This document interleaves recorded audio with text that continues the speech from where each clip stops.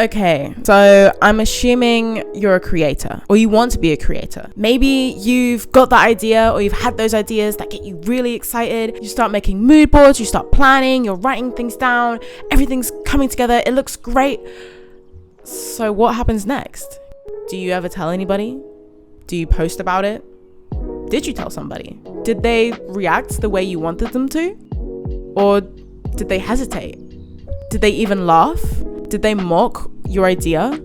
Did they not share your values? Or did you even ever really show somebody? Was this all in your head? Was the fear just too much, but it felt so real? This fear of sharing our creativity is a real problem because fear paralyzes us. It can make us doubt ourselves and not think we are good enough.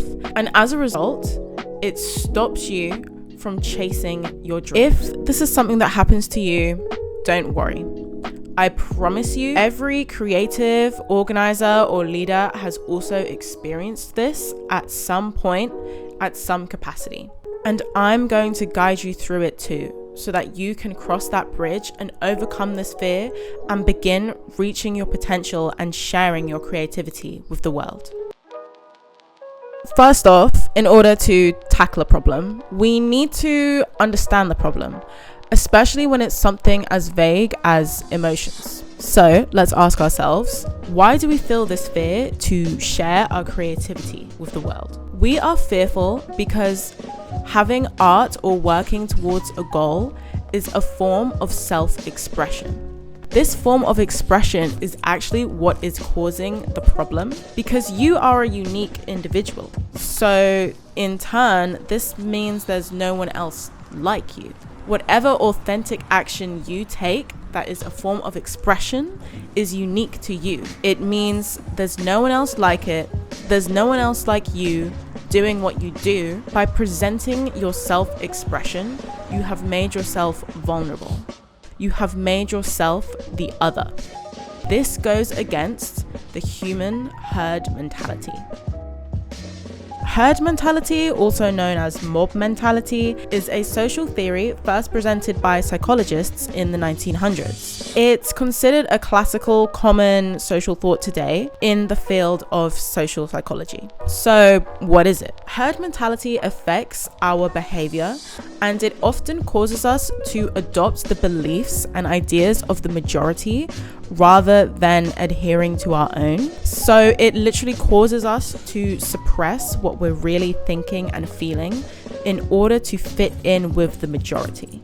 This behavior can mostly be seen in fashion trends, political views, conflicting opinions, stereotyped hobbies and interests. But back to the point, it can also be seen in people's fears to put out what they have created, especially when it's a form of self-expression or something unique that doesn't have like a large genre already existing online following of it. When there's no existing group for you to kind of surround yourself in, that's when the fear can become even more intense. However, we now know that the fear is based in herd mentality, which actually came about when we were primates and when we were doing our caveman stuff, and that we needed to be in a herd to survive. The lone wolf dies alone, right? We don't do that anymore.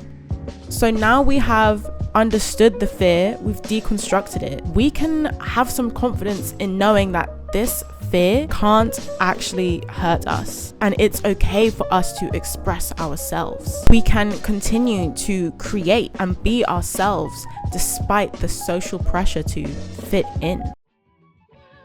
Okay, I've diagnosed the problem. I've given you the information, the facts about the problem. Now we're going to look at the evidence that's going to help us gain more confidence and create without fear. I'm not actually the first one to find this evidence. Listen carefully to what I'm about to say. Anyone can cook. You see where I'm going? You see?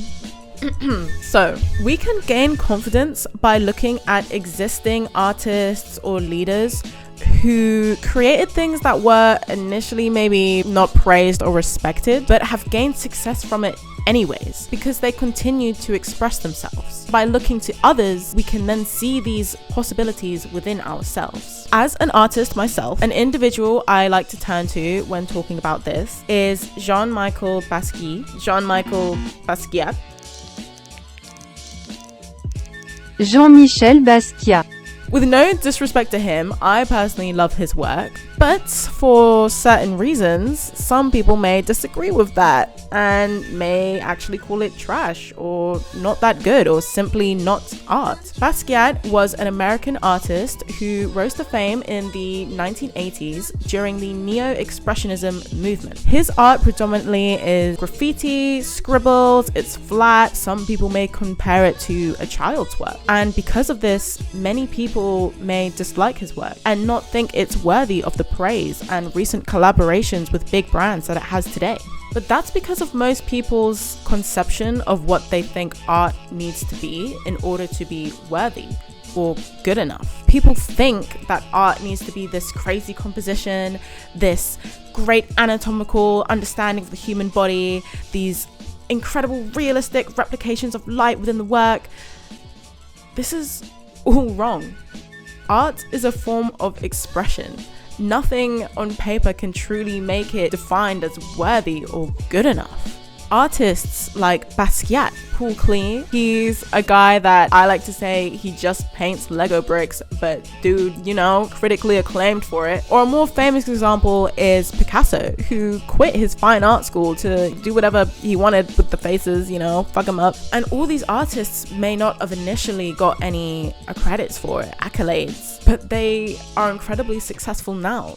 They're famous. Everybody loves them. No one doubts their creativity, their authenticity, their worth as a creator. These artists are proof that even if what you create you might think is simple, abstract, messy, not good enough, it can become loved because anyone can cook. To avoid falling back into fear, it's important that we cultivate our minds. Having a goal, working towards a goal, and reaching that goal are three very different things. It's a difficult thing to do, or everyone would be doing it, right? That's why I created this guide to help you get through those final steps and help you finally achieve. In the guide, I break it down into CPC, your confidence, productivity, and creativity. By mastering these three things, you will become a powerful leader and creative in your space. And I want to continue helping people get there. It's completely free. All you have to do is put your email in so I can send it to you. Yeah, that's about it. And remember, anyone can cook.